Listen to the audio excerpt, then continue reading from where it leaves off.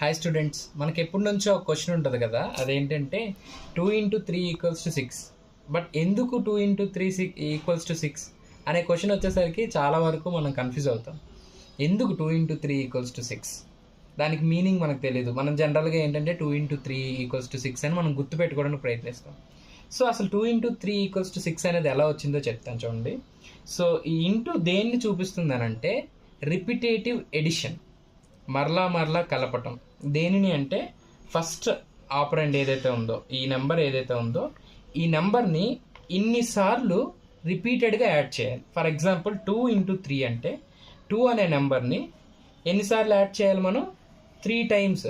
అదే నెంబర్ని 3 times add చేయాలి. 2 + 2 + 2 మనకి ఎడిషన్ వచ్చు కదా. 2 + 2 + 2 = ఎంత? 6. అందుకని 2 × 3 = 6 అనమాట. అర్థమైందా?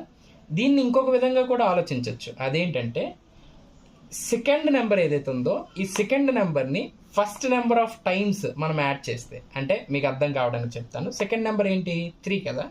సో 3ని తీసుకోండి. 3ని ఎన్నిసార్లు యాడ్ చేయాలి? ఫస్ట్ నెంబర్ ఎన్నిసార్లు అయితే ఉందో అన్నిసార్లు. అంటే ఫస్ట్ నెంబర్ ఎంత? 2 కదా. 2 టైమ్స్ మనం 3ని యాడ్ చేయాలి. 3 ఒకసారి అయిపోయింది, ఇంకొకసారి. సో మొత్తం ఎన్ని అయ్యాయి? 6. 3 + 3 = 6.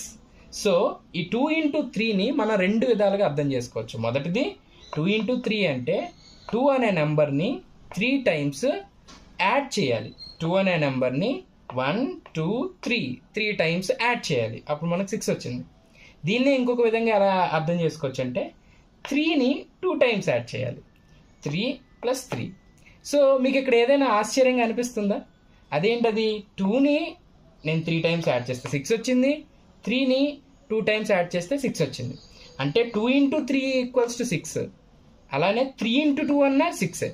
ఈ ప్రాపర్టీనే కమ్యూటేటివ్ ప్రాపర్టీ అని అంటారు.